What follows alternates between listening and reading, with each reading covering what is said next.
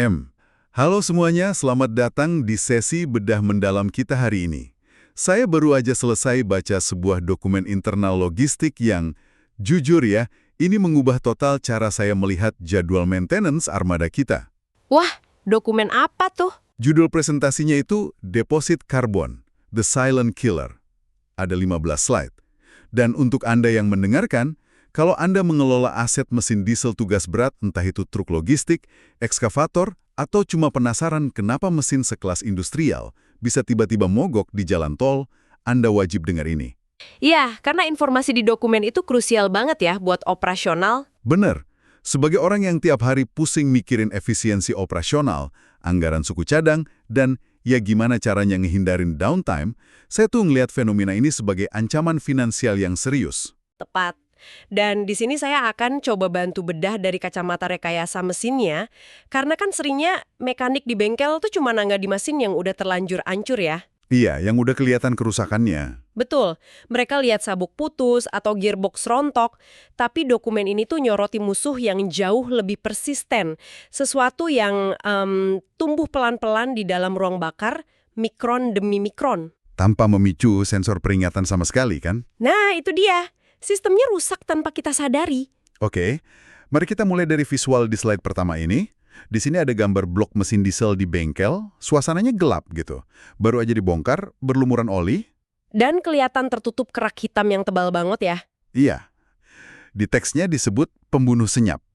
Karena kerusakan ini memang sembunyi di titik buta sensor OBD kita, kan? Betul. Komputer kendaraan Anda itu kan dirancangnya cuma buat deteksi anomali kelistrikan atau kalau ada sensor yang putus. Berarti mereka nggak punya cara langsung buat tahu kalau kerak karbon ini lagi numpuk. Sama sekali nggak ada. Sampai akhirnya mesinnya benar-benar gagal berfungsi. Gila juga ya. Terus, dari mana sebenarnya wujud si pembunuh ini berasal? Ini mengakhiri slide 1. Mari lanjut ke slide 2. Nah, buat paham asal-usulnya, dokumen ini ngasih lihat anatomi katup mesin yang dibelah dua. Split screen gitu. Oke, sisi kiri dan sisi kanan. Ya, secara kimiawi, kerak karbon ini tuh bukan material yang seragam. Dia punya dua wajah berbeda tergantung sumbernya.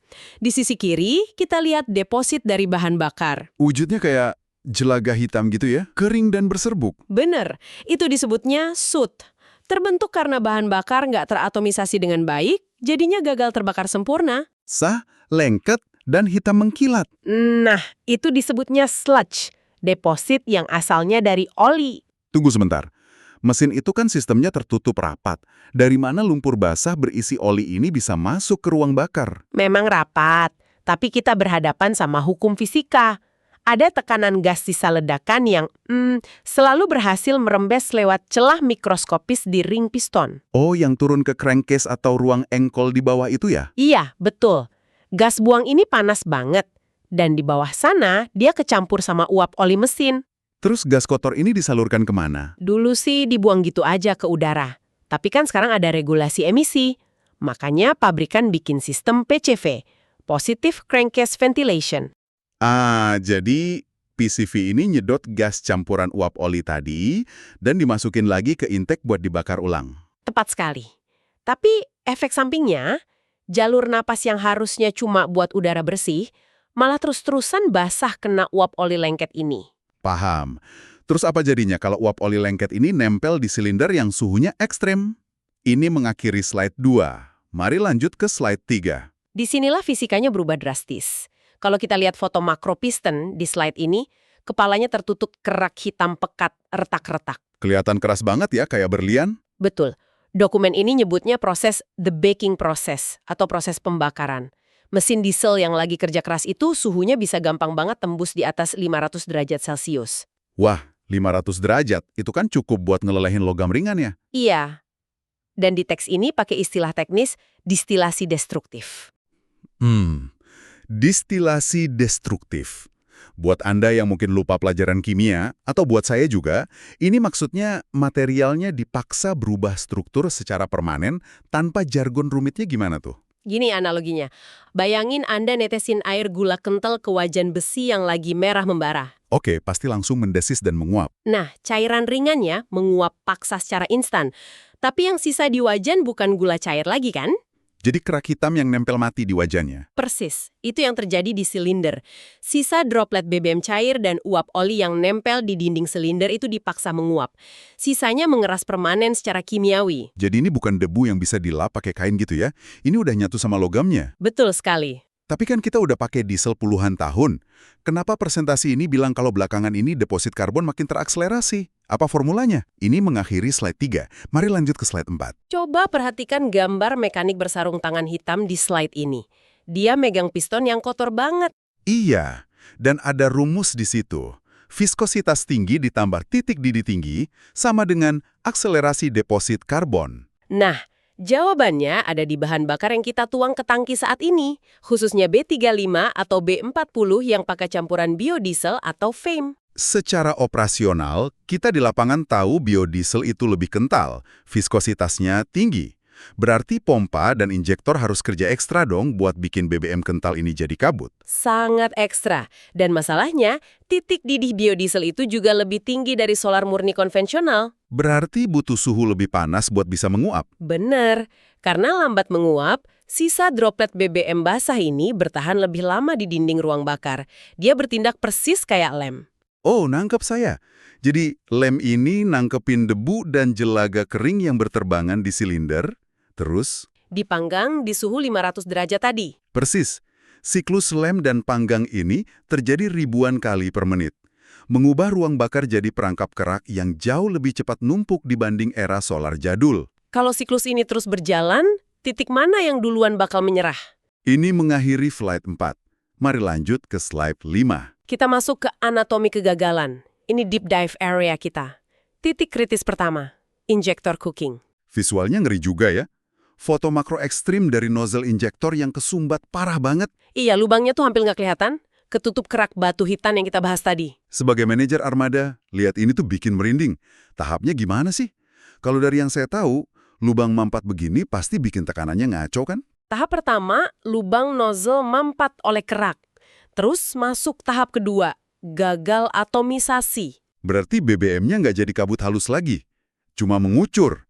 Mekanik kita sering nyebut ini injektor kencing atau peeing. Istilah yang tepat. Nah, ketika BBM mengucur dalam bentuk cair dan bukan kabut, terjadilah tahap ketiga, terciptanya hotspot terpusat. Tunggu, maksudnya hotspot terpusat? Karena dia ngucur deres di satu titik, BBM ini nggak terbakar merata. Dia cuma numpuk dan meledak di satu area kecil di atas piston terus-menerus. Wah, kayak disembur api las pemotong baja di satu titik aja dong. Pantesan, slide ini bilang bisa bikin piston meleleh atau bolong. Betul, itu yang memicu engine knocking parah. Suhu di hotspot itu meledak melampaui toleransi material aluminium. Kalau piston sampai bolong, ini sih bukan sekedar performa turun ya. Ini adalah kehancuran mekanis seketika. Ganti mesin. Sangat fatal, iya. Ngeri. Terus, apa dampaknya ke sistem pernapasan mesin? Ini mengakhiri slide 5. Mari lanjut ke slide 6. Ini titik kritis kedua. Asfiksia mesin. Mencekik leher mesin. Coba bayangkan, pipa intake manifold dan katup EGR yang ada di gambar ini. Kelihatan tertutup rapat sama lumpur hitam yang tebul banget. Ini persis kayak ngelihat kolesterol yang nyumpat arteri jantung. Analogi yang sangat pas. Jalur napasnya menyempit drastis. Dan ini reaksi kimia dari dua masalah awal tadi. Jelaga kering sama uap oli basah itu ya? Tepat. Jelaga kering dari sirkulasi gas buang atau EGR ketemu sama uap oli basah dari blow-by PCV di dalam lorong intake yang sempit. Berarti jadinya? Carbon sludge atau lumpur karbon. Betul. Dan kalau arterinya tersumbat, volume udara bersih yang masuk turun drastis. Mesin jadi sesak napas. Kalau mesin sesak napas karena kurang oksigen, bukannya komputer atau ECU bakal ngurangin semprotan BBM? Pas tahu udara kurang, dia malah nambahin BBM. Wah, bunuh diri dong. Bakar BBM lebih banyak tanpa oksigen kan hasilnya? Lebih banyak jelaga, masuk lagi ke EGR, bikin sumbatannya makin parah. Lingkaran setan, tenaga mesin hilang total. Kacau banget. Ini baru sistem udara. Gimana dengan komponen penggeraknya? Ini mengakhiri slide 6. Mari lanjut ke slide 7. Titik kritis ketiga, ring piston macet atau stuck rings. Di visual ini kita lihat karbonnya menumpuk padat banget. menyemen alur ring atau ring grooves di piston. Ya, matriks karbon itu menumpuk dan mengeras di sela-sela ring. Padahal ring ini harusnya bisa mengembang dan menyusut untuk nyegel silinder. Kalau dia disemen sama karbon, berarti ringnya kaku dong. Sangat kaku, efek dominonya parah. Karena kaku, ring nggak bisa nyegel tekanan ledakan kompresi. Berarti tekanannya bocor ke bawah, ke crankcase. Iya, itu yang bikin blow-by meningkat tajam. Gas panas bertekanan tinggi nyembur ke bawah. Kalau dari sisi operasional dan downtime nih, seberapa fatal dampaknya? Kan kalau ringnya gesek-gesek terus. Dinding silinder bakal tergoas parah, silinder scoring. Pelumasnya ikut terbakar habis oleh gas blow-by tadi. Berarti tenaga mesin bakal hilang total, dan kita harus turun mesin, overhaul yang harganya sangat mahal itu. Nggak ada pilihan lain, harus overhaul. Astaga, biaya maintenance bisa jebol. Lalu apa lagi yang bisa tersumbat? Ini mengakhiri slide 7, mari lanjut ke slide 8. Titik kritis keempat, clogged breathing. Visual di slide ini menyorot sistem pernapasan akhir, turbin turbocharger dan filter DPF. Kelihatannya turbinnya diselimuti jelaga tebal ya, dan filter DPF-nya, pori-porinya mampat oleh abu atau ash. Betul. Kalau bilah turbin ketutup jelaga berat, putarannya jadi lambat ngerespon gas. Oh, ini yang sering disebut sopir kita sebagai turbo lag ya. Diinjak gasnya, tapi tenaganya telat masuk. Tepat. Sementara itu, di DPF, abunya memampatkan pori-pori. Jadi aliran gas buangnya tertahan. Kalau tertahan, bukannya bahaya buat ruang mesin karena ada tekanan balik. Banget. ECU akan mendeteksi tekanan yang nggak wajar ini, buat nyelamatin mesin supaya nggak meledak. ECU pasti maksa mesin masuk ke limp mode kan? Mudah aman di mana kecepatan dikunci. Ini jujur sangat menyulitkan pengemudi truk kita kalau lagi nalik beban di jalan tol. Iya, tiba-tiba kecepatannya ngedrop dan nggak bisa digas. Jadi ini dampak sistemiknya ya. Terus, sebelum ini terjadi, apa ada gejala yang bisa dilihat mata? Ini mengakhiri slide 8. Mari lanjut ke slide 9. Tentu. Slide 9 ngebahas gejala klinis dari indikator mekanis. Di sini ada gambar truk yang mesinnya bergetar hebat. Ya, getaran kasat mata. Di lapangan, supir sering ngeluh, cold start sulit, mesin berat banget dihidupkan pas pagi hari. Terus pas langsam atau idle, getarannya kasar, rough idling.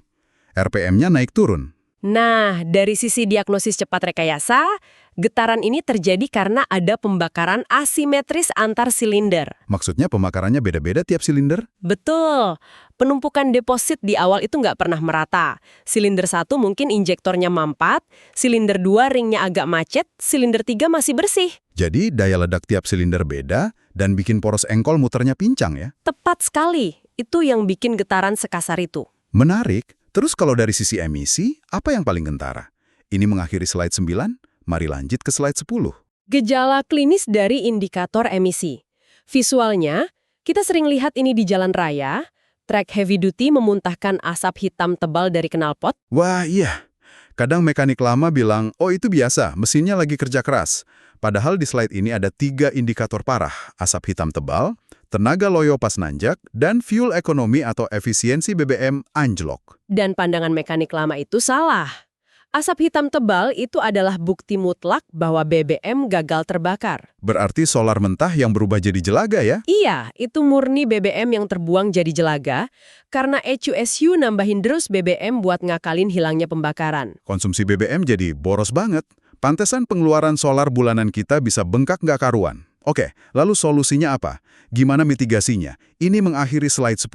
Mari lanjut ke slide 11. Nah, solusinya ada 5 lapis. Mitigasi pertama, chemical decarb. Oke, ini visualnya ada mekanik menuangkan cairan aditif deterjen bening ke dalam tangki bahan bakar. Tertulis di sini zat aktif wajibnya PEA atau PIBA. Ya, polyetheramine atau polyisobutilen amin.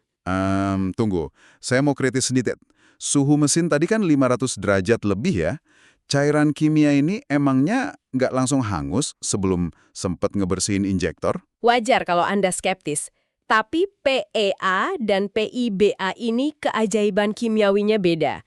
Senyawa ini dirancang khusus punya ketahanan termal ekstrim. Berarti dia bertahan di suhu pembakaran. Betul, dia nggak hangus. Dia menembus ruang bakar secara utuh, nempel dan melunakkan kerak injektor yang keras itu secara perlahan dari dalam. Oh wow, Terus membuang sisa karbon mikroskopisnya lewat jalur buang secara aman. Jadi dia ngancurin dari tingkat molekuler ya?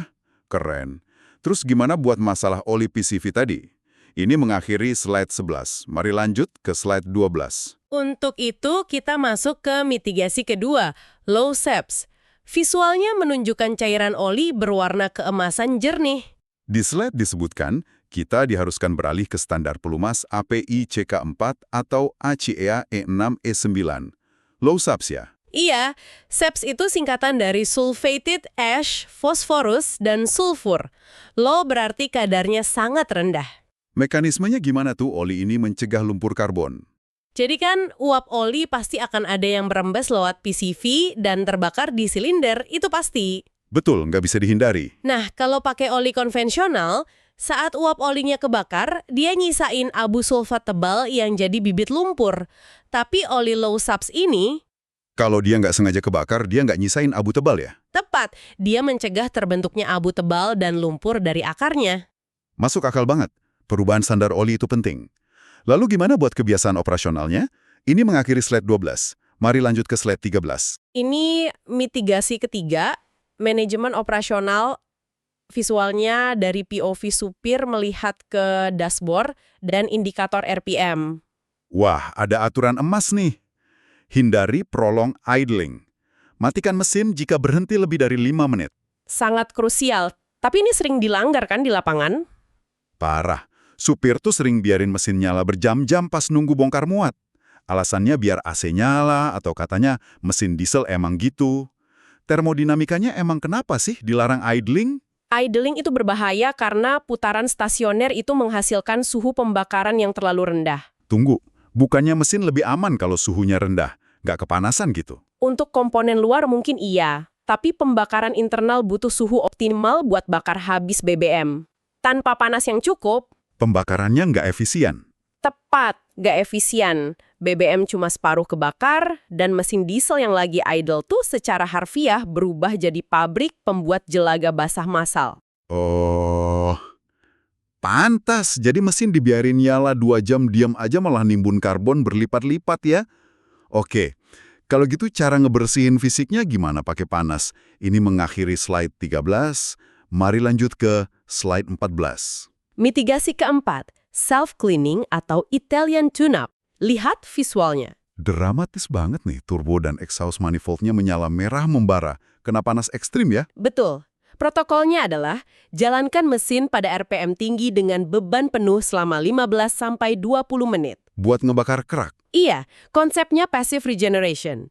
Pembebanan berat ini bakal naikin suhu gas buang atau EGT secara ekstrim. Dan panas ini dipakai buat ngebakar karbon. Persis layaknya oven self-cleaning di dapur. Panas membara ini akan membakar habis sisa karbon ringan yang nempel di sistem sebelum dia sempat mengeras jadi kerak mematikan. Jadi dipaksa ngebut bawa beban supaya panasnya maksimal ya. Tapi kalau semuanya udah kebal, gimana? Ini mengakhiri slide 14. Mari lanjut ke slide 15. Kalau udah kebal, kita sampai di mitigasi kelima, physical decarbonization. Visualnya ini mekanik lagi nyemprot cairan bertekanan tinggi ya. Oh, ini metode walnut blasting. Nyemprotin cangkang kenari buat ngelupas lumpur mirip aspal di silinder head itu. Benar, ini adalah langgah pamungkas. Seringnya harus turun mesin juga. Ini dikeluarin kalau intervensi kimiawi buat lumpur di intake atau EGR udah nggak mampan ya. Ya, kalau keraknya udah terlanjur membatu. Dan dokumen ini punya kesimpulan paradigma yang penting di akhir. Gimana bunyinya? Di era bahan bakar B35 atau B40, dan dengan tekanan injeksi yang sangat tinggi seperti sekarang, deposit karbon itu adalah kepastian mekanis, bukan sekedar kemungkinan lagi. Wah, konklusi yang menohok ya. Berarti buat Anda, para pengelola armada, perawatan modern itu udah bukan cuma ganti oli rutin aja ya. Betul, harus geser ke preventive decarbonization, pembersihan proaktif buat ruang bakar dan jalur pernapasannya. Ini mengakhiri slide 15. Mari lanjut ke penutup. Oke, Jadi kalau dirangkum secara cepat, kita udah lihat, mulai dari titik kritis injektor choking sampai ring piston yang macet, si pembunuh senyap deposit karbon ini menginvasi tanpa peringatan. Tapi dengan 5 lapis mitigasi, mulai dari bahan kimia, pelumas, manajemen operasional, pemanasan suhu tinggi, sampai pembersihan fisik, kita bisa ambil kendali kembali atas armada kita. benar. Tapi, ini ada satu pertanyaan filosofis nih buat difikirkan. Mau apa tuh? Gini, kalau efisiensi mesin pembakaran internal saat ini terus didorong ke ambang batas tertingginya demi regulasi emisi. Ya. Tapi inovasi itu malah bikin mesin perlahan mencekik dirinya sendiri pakai deposit karbon. Betul juga ya. Apakah teknologi diesel modern ini sebenarnya sedang mencapai puncak evolusinya? Atau jangan-jangan ini adalah tanda dia lagi menghitung mundur masa pakainya menuju era elektrifikasi total? Wah, pemikiran provokatif yang sangat dalam tuh. Ironis ya, semakin canggih malah semakin rentan mencekik diri sendiri. Menarik buat direnungkan oleh Anda semua yang mendengarkan. Dan terima kasih banyak sudah menyimak Deep Dive Rekayasa Mekanis kita hari ini. Sama-sama.